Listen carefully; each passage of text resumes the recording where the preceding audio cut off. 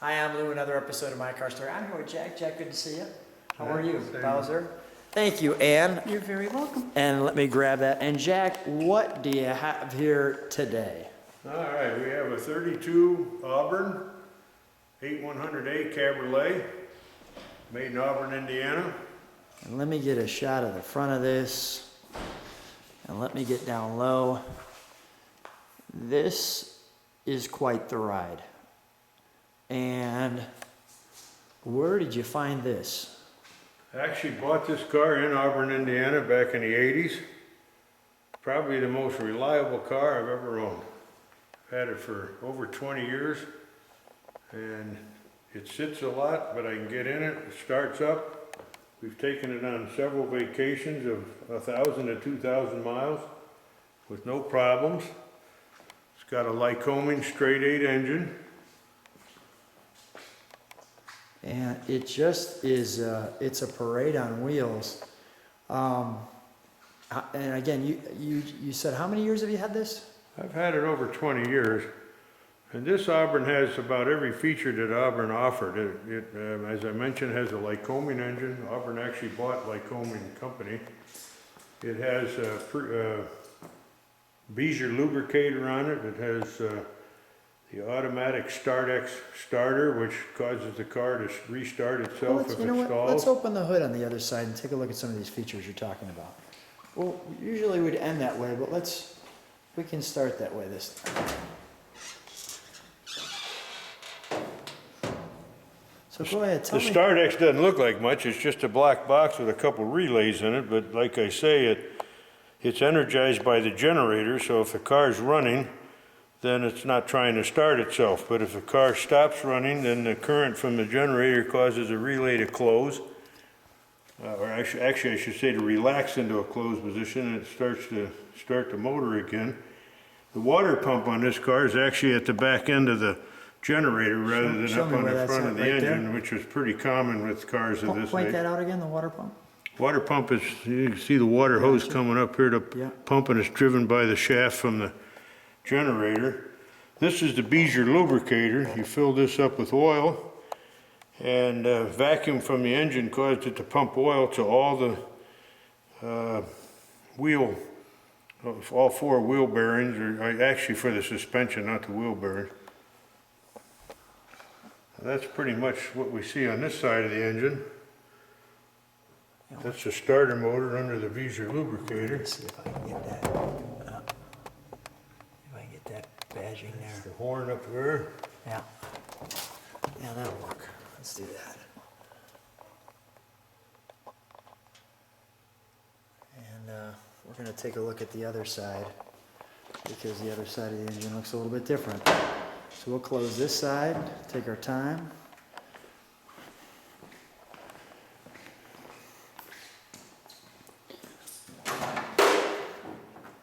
Got one more.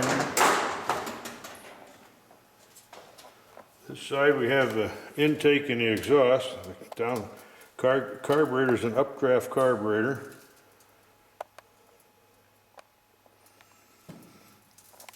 And the wires.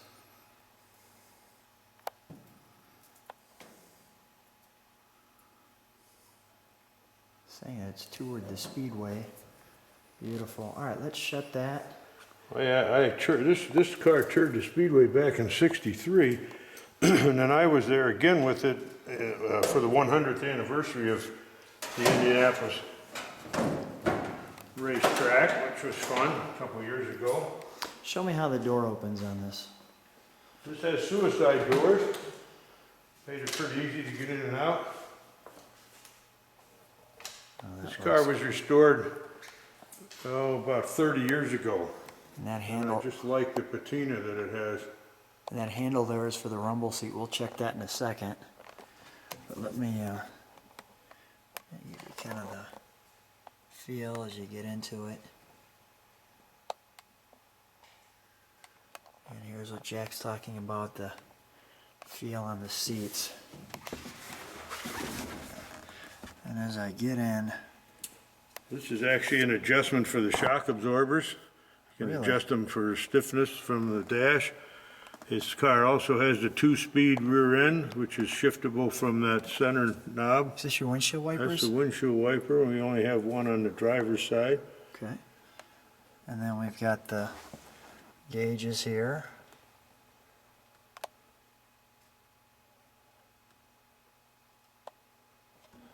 Oil pressure, speedometer. The 2-speed rear end was a very desirable feature for highway driving. And there's your stick and your pedals down there. You can see, you kind of make those out. All right, let's, and the mirror and the top. So let's, I want to take a look at the back with the seat down first. So let's take a look at the back of the car as we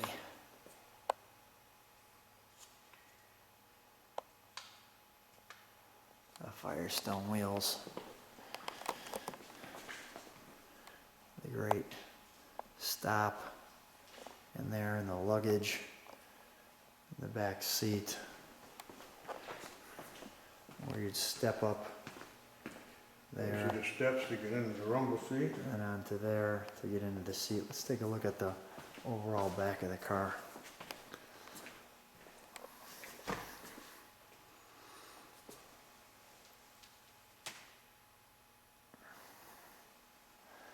What a great stance. And you've got wheels on both sides, mirrors on both sides too. All right, let's pop the rumble seat just so people could see what that looks like. I'll hold this because it's actually kind of spring-loaded. We usually do this with the top down. As Jack pops that, and then there's your seat for those in the back. So when you're driving and you have the top down, you've turned it into a 4-seater. Or where you could always stick your mother-in-law just in case it's raining with the top up. So that looks great. Let's take an overall look at the car. Jack, stand right next to it. Stand right next to it. Let's get a shot of you with your car. That looks great. Jack, thanks for being on My Car Story.